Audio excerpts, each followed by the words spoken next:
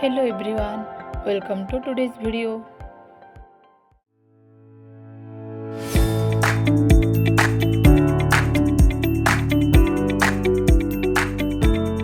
ଆମେ ଦେଖୁଥିବା ଚିତ୍ରଟି ହେଉଛି ଆମ ଶରୀରର ପାଚନ ତନ୍ତ୍ର।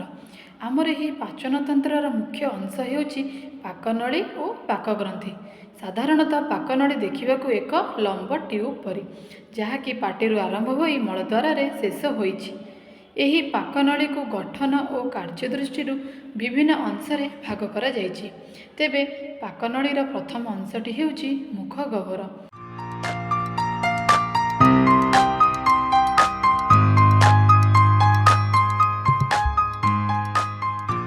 ତୁମେ ତ ନିଶ୍ଚିନ୍ତ ଜାଣିଥିବ, ଆମ ମନୁଷ୍ୟ ଶରୀରରେ ଅନେକ ଗୁଡ଼ିଏ ଅଙ୍ଗ ପ୍ରତ୍ୟଙ୍ଗ ରହିଛି। କେବେ ଭାବିଛ ଏହି ଅଙ୍ଗ ଗୁଡ଼ିକ ସୁଚାରୁ ରୂପେ କାର୍ଯ୍ୟ କରିବା ପାଇଁ ଶକ୍ତି ଆମକୁ କେଉଁଠାରୁ ମିଳୁଛି? ତୁମେମାନେ ଏବେ ନିଶ୍ଚିନ୍ତ କହିବ, ଶକ୍ତି ଆମକୁ ଖାଦ୍ୟରୁ ମିଳୁଛି। ସାଧାରଣତଃ ଆମେ ଖାଉଥିବା ଖାଦ୍ୟ ଜଟିଳ ଅବସ୍ଥାରେ ଥାଏ, ଯାହାକି ଆମ ଶରୀରର ଅଙ୍ଗ ପ୍ରତ୍ୟଙ୍ଗ ଓ ସେଥିରେ ଥିବା କୋଷ ଗୁଡ଼ିକ ଦ୍ୱାରା ସିଧାସଳଖ ଭାବେ ବ୍ୟବହୃତ ହୋଇପାରେ ନାହିଁ। ଏହି ଜଟିଳ ଖାଦ୍ୟକୁ ସରଳ ରୂପରେ ପରିଣତ କରିବା ପାଇଁ ଆମ ମନୁଷ୍ୟ ଶରୀରରେ ଥିବା ଅଙ୍ଗ ବ୍ୟବସ୍ଥାକୁ ମାନବର ପାଚନତନ୍ତ୍ର ବୋଲି କୁହାଯାଏ।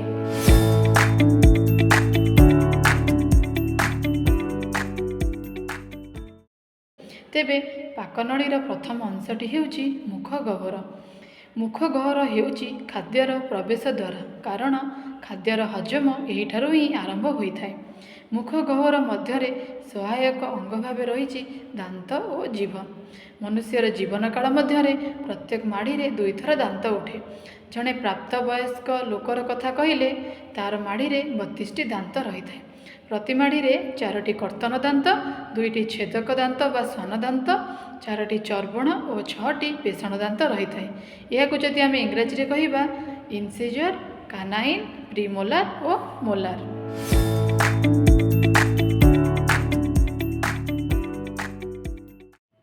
ଆଚ୍ଛା, କେବେ ଭାବିଛ ତୁମେମାନେ ତ ବିଭିନ୍ନ ପ୍ରକାରର ଖାଦ୍ୟ ଖାଉଛ। କେଉଁ ଖାଦ୍ୟ ମିଠା, କେଉଁ ଖାଦ୍ୟ ଖଟା, କେଉଁ ଖାଦ୍ୟ ପିତା, ତୁମେମାନେ କିପରି ଜାଣୁଛ? ଏହିସବୁ ଖାଦ୍ୟର ସ୍ୱାଦ ବାରିବାରେ ଜିଭ ଏକ ଗୁରୁତ୍ୱପୂର୍ଣ୍ଣ ଅଙ୍ଗ ଭାବେ କାର୍ଯ୍ୟ କରେ। ଜିଭରେ ରହିଛି 4 ପ୍ରକାରର ସ୍ୱାଦ ମୁକୁଳ, ଯାହାକୁ ଇଂରାଜୀରେ ଟେଷ୍ଟ ବଡ୍ସ ବୋଲି କୁହାଯାଏ। ଆଉ ଏହି ଟେଷ୍ଟ ବଡ୍ସ ଖାଦ୍ୟର ସ୍ୱାଦ ବାରିବାରେ ସାହାଯ୍ୟ କରେ। ଏହି ସ୍ୱାଦ ମୁକୁଳକୁ ଆଧାର କରି ଜିଭର 4ଟି ଭାଗ ରହିଛି। ଯେପରି ଜିଭର ଅଗ୍ରଭାଗରେ ଥିବା ସ୍ୱାଦ ମୁକୁଳ ମିଠା ସ୍ୱାଦ ବାରିବାରେ ସାହାଯ୍ୟ କରେ, ଉଦାହରଣ ଚିନି, ମହୁ ଓ ଯେକୌଣସି ମିଠା ଜାତୀୟ ଖାଦ୍ୟ। ତା ପଛକୁ ରହିଥିବା ସ୍ୱାଦ ମୁକୁଳ ଲୁଣିଆ ସ୍ୱାଦକୁ ଅଧିକ ଅନୁଭବ କରେ, ଯେପରି ଲୁଣ, ଚିପ୍ସ। ଏହାର ପଛରେ ଥିବା ସ୍ୱାଦ ମୁକୁଳ ଖଟା ଜାତୀୟ ଖାଦ୍ୟକୁ ଅଧିକ ଅନୁଭବ କରିଥାଏ, ଯେପରି ଲେମ୍ବୁ, ତେନ୍ତୁଳି ଇତ୍ୟାଦି। ଏବଂ ଜିଭର ସବୁଠାରୁ ପଛ ଭାଗରେ ଥିବା ସ୍ୱାଦ ମୁକୁଳଟି ପିତା ସ୍ୱାଦକୁ ବାରିବାରେ ସାହାଯ୍ୟ କରିଥାଏ, ଉଦାହରଣ ନିମ୍ବ ଓ କଲରା ଜାତୀୟ ପିତା ଖାଦ୍ୟ। ଆମେ ଜାଣିବା କଥା କି ରାଗ ଲାଗୁଥିବା ଖାଦ୍ୟ ଜିଭରେ ଥିବା ସ୍ୱାଦ ମୁକୁଳ ଦ୍ୱାରା ଅନୁଭବ ହୁଏ ନାହିଁ, କାରଣ ରାଗ ଲାଗୁଥିବା ଖାଦ୍ୟରେ ବା ସ୍ପାଇସି ଫୁଡ଼ରେ ଗୋଟିଏ କେମିକାଲ ଥାଏ, ଯାହାର ନାମ କ୍ୟାପସାଇସିନ୍। ଏହି କ୍ୟାପସାଇସିନ୍ ଜିଭରେ ଥିବା ନର୍ଭସ୍ ସିଷ୍ଟମକୁ ସକ୍ରିୟ କରେ ଓ ନର୍ଭସ୍ ସିଷ୍ଟମ ମସ୍ତିଷ୍କକୁ ବାର୍ତ୍ତା ପଠାଇଥାଏ, ଯାହାଦ୍ୱାରା ଆମକୁ ଜିଭରେ ଜ୍ୱାଳା ବା ରାଗ ଅନୁଭବ ହୋଇଥାଏ। ଉଦାହରଣ, ଆମେ ଯେତେବେଳେ ଲଙ୍କା ଖାଉ, ଆମ ଜିଭର ଥିବା ନର୍ଭସ୍ ସିଷ୍ଟମ ଗୁଡ଼ିକ ପ୍ରତିକ୍ରିୟା କରନ୍ତି, ଯାହାଦ୍ୱାରା କି ଆମ ଜିଭରେ ଜ୍ୱାଳା ବା ରାଗ ସୃଷ୍ଟି ହୋଇଥାଏ। ଜିଭ ମଧ୍ୟ ଅନ୍ୟ କାର୍ଯ୍ୟରେ ସହାୟତା କରେ, ଯେପରି ଖାଦ୍ୟକୁ ଦାନ୍ତ ନିକଟରେ ପହଞ୍ଚାଇବା ଓ କଥା କହିବାରେ ସାହାଯ୍ୟ କରିବା। ଏବେ ଆମେ ମୁଖ ଗହ୍ୱରରେ ଥିବା ଦାନ୍ତ ଓ ଜିଭର ବିଭିନ୍ନ କାର୍ଯ୍ୟ ଗୁଡ଼ିକ ବିଷୟରେ ଜାଣିଲେ। ଖାଦ୍ୟ ହଜମ କରିବା ପାଇଁ ମୁଖ ଗହ୍ୱରରେ ରହିଛି 3 ଯୋଡ଼ା ଲାଳ ଗ୍ରନ୍ଥି। ଏହି ଲାଳରେ ଥିବା ଟାୟଲିନ୍ ନାମକ ଏଞ୍ଜାଇମ୍ ଶ୍ୱେତସାର ଜାତୀୟ ଖାଦ୍ୟକୁ ହଜମ କରିଥାଏ।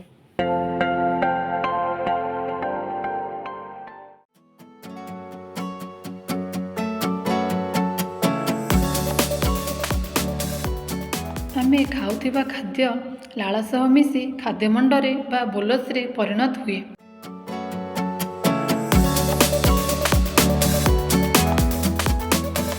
ଖାଦ୍ୟମଣ୍ଡ ବା ବୋଲସ ଗ୍ରସନୀ ଦେଇ ଗ୍ରାସନଳୀ ମଧ୍ୟକୁ ଯାଇଥାଏ। ତେବେ ଗ୍ରସନୀର କାର୍ଯ୍ୟ କ'ଣ? ଗ୍ରସନୀ ହେଉଛି ଖାଦ୍ୟ ଓ ଶ୍ୱାସବାୟୁ ଯିବା ପାଇଁ ଏକ ସାଧାରଣ ପଥ।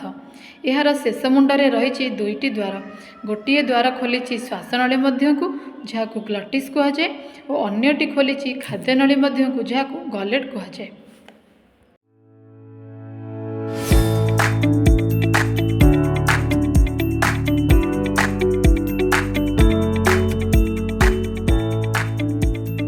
ଶ୍ୱାସନଳୀର ଦ୍ୱାରରେ ଥିବା ଅଧିଜିହ୍ୱା ବା ଏପିଗ୍ଲଟିସ୍ ଖାଦ୍ୟ ଗିଳିବା ସମୟରେ ଶ୍ୱାସନଳୀର ଦ୍ୱାରକୁ ବନ୍ଦ ରଖେ, ଫଳରେ ଖାଦ୍ୟ ଶ୍ୱାସନଳୀ ମଧ୍ୟକୁ ପ୍ରବେଶ ନ କରି ଖାଦ୍ୟନଳୀ ଭିତରକୁ ଯାଇଥାଏ।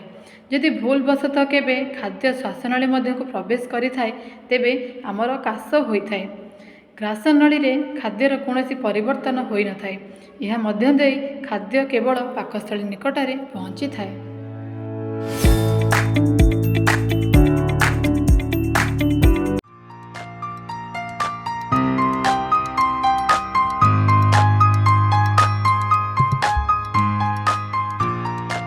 ପାକସ୍ଥଳୀ ଉଦର ଗହ୍ୱରର ବାମ ପାର୍ଶ୍ୱରେ ଅବସ୍ଥିତ।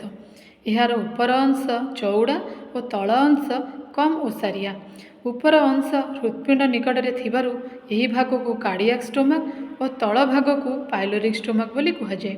ପାକସ୍ଥଳୀ କାନ୍ଥରେ ରହିଥିବା ମାଂସପେଶୀର ବାରମ୍ବାର ସଂକୋଚନ ଓ ପ୍ରସାରଣ ଦ୍ୱାରା ଖାଦ୍ୟପିଣ୍ଡର ବଡ଼ ବଡ଼ ଖଣ୍ଡଗୁଡ଼ିକ ଭାଙ୍ଗି ଅତି ସୂକ୍ଷ୍ମ ଖଣ୍ଡରେ ପରିଣତ ହୁଏ।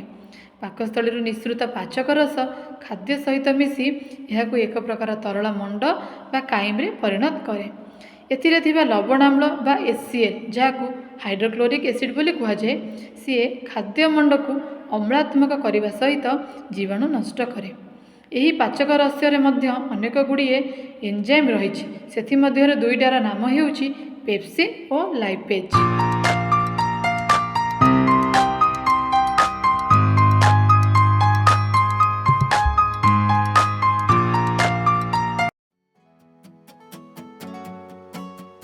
ପାକସ୍ଥଳୀର ଶେଷ ଅଂଶରେ ଥିବା ମୁଦ୍ରିକା ଆକାରର ମାଂସପେଶୀ ବା ଅବରୋଧକୁ ପାଇଲୋରିକ୍ ସ୍ଫିଙ୍କ୍ଟର ବୋଲି କୁହାଯାଏ, ଯାହାର ସଂକୋଚନ ଓ ପ୍ରସାରଣ ଫଳରେ ପାକସ୍ଥଳୀରୁ ଅର୍ଦ୍ଧଜୀର୍ଣ୍ଣ ଖାଦ୍ୟ ବା କାଇମ୍ ଅଳ୍ପ ଅଳ୍ପ ପରିମାଣରେ କ୍ଷୁଦ୍ରାନ୍ତ ମଧ୍ୟକୁ ପ୍ରବେଶ କରିଥାଏ।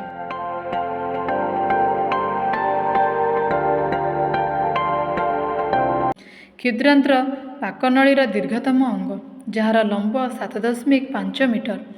ଏହା ଗ୍ରହଣୀ, ଜେଜୁନମ୍ ଓ ଇଲିୟମକୁ ନେଇ ଗଠିତ। କ୍ଷୁଦ୍ରାନ୍ତର ଗ୍ରହଣୀଠାରେ ଯକୃତରୁ କ୍ଷରିତ ପିତ୍ତରସ ବା ବାଇଲ୍ ଓ ଅଗ୍ନାଶୟରୁ କ୍ଷରିତ ଅଗ୍ନାଶୟ ରସ ବା ପାନକ୍ରିଆଟିକ୍ ଜୁସ୍ ଅମ୍ଳୀୟ କାଇମ୍ ବା ତରଳ ମଣ୍ଡକୁ କ୍ଷାରୀୟ ତରଳ ମଣ୍ଡରେ ପରିଣତ କରେ। ତେବେ ଆମେ ଜାଣିବା, ମନୁଷ୍ୟ ଶରୀରରେ ଥିବା ଗ୍ରନ୍ଥି ମଧ୍ୟରେ ଯକୃତ ହେଉଛି ସର୍ବବୃହତ୍ ଗ୍ରନ୍ଥି। ଏହାପରେ ଜେଜୁନମ୍ ଓ ଇଲିୟମରୁ କ୍ଷରିତ ଆନ୍ତ୍ରିକ ରସ ବା ଇଣ୍ଟେଷ୍ଟିନାଲ୍ ଜୁସ୍ରେ ରହିଥିବା ବିଭିନ୍ନ ପ୍ରକାର ଏନ୍ଜାଇମ୍ ହଜମ ହୋଇନଥିବା ଅବଶିଷ୍ଟ ଖାଦ୍ୟକୁ ସମ୍ପୂର୍ଣ୍ଣ ହଜମ କରିଥାନ୍ତି। ଇଲିୟମରେ ଥିବା ଅଙ୍ଗୁଳି ସଦୃଶ ବର୍ଦ୍ଧିତାଂଶକୁ ଭିଲି କୁହାଯାଏ। ଏଥିରେ ଥିବା କୈଶିକ ନଳୀ ଦ୍ୱାରା ସରଳୀକୃତ ଖାଦ୍ୟ ରକ୍ତ ମଧ୍ୟକୁ ଅବଶୋଷିତ ହୋଇଥାଏ। ଏହି ପ୍ରକ୍ରିୟାକୁ ଅବଶୋଷଣ କୁହାଯାଏ।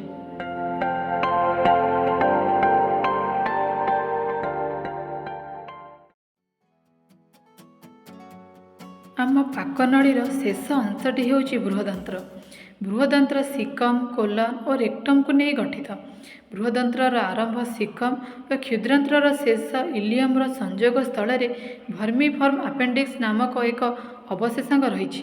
ଆମ ଶରୀର ମଧ୍ୟରେ ଏହି ଭର୍ମିଫର୍ମ ଆପେଣ୍ଡିକ୍ସର କୌଣସି କାର୍ଯ୍ୟ ନାହିଁ। ଖାଦ୍ୟ ବୃହଦନ୍ତ୍ରରେ ପହଞ୍ଚିଲା ବେଳକୁ ଖାଦ୍ୟର ସମ୍ପୂର୍ଣ୍ଣ ହଜମ ପ୍ରକ୍ରିୟା ଶେଷ ହୋଇସାରିଥାଏ। ତେବେ ବୃହଦନ୍ତ୍ରରେ କେବଳ ଜଳ ଓ କେତେକ ଇଲେକ୍ଟ୍ରୋଲାଇଟ୍ର ଅବଶୋଷଣ ହୋଇଥାଏ। ଅଦରକାରୀ ଖାଦ୍ୟ ପଦାର୍ଥ ମଳ ରୂପରେ ମଳାଶୟରେ ଜମା ହୋଇ ରୁହେ ଓ ମଳଦ୍ୱାର ଦେଇ ପରବର୍ତ୍ତୀ ସମୟରେ ଏହା ନିଷ୍କାସିତ ହୋଇଥାଏ। ଆଚ୍ଛା ପିଲାମାନେ, କେବେ ଭାବିଛ କି ଆମେ ଖାଉଥିବା ଖାଦ୍ୟ ପାଟିରୁ ଆରମ୍ଭ ହୋଇ ମଳଦ୍ୱାର ପର୍ଯ୍ୟନ୍ତ କିପରି ଗତି କରିଥାଏ? ଆମ ପାକନଳୀରେ ଥିବା ମାଂସପେଶୀର ବାରମ୍ବାର ସଂକୋଚନ ଓ ପ୍ରସାରଣ ଫଳରେ ଖାଦ୍ୟ ପୁରସରଣ ବା ପେରିଷ୍ଟାଲସିସ୍ ପ୍ରକ୍ରିୟା ଦ୍ୱାରା ମଳଦ୍ୱାର ନିକଟରେ ପହଞ୍ଚିଥାଏ। ଏହା ହେଉଛି ମନୁଷ୍ୟ ଶରୀରର ପାଚନତନ୍ତ୍ରର ଗଠନ ଓ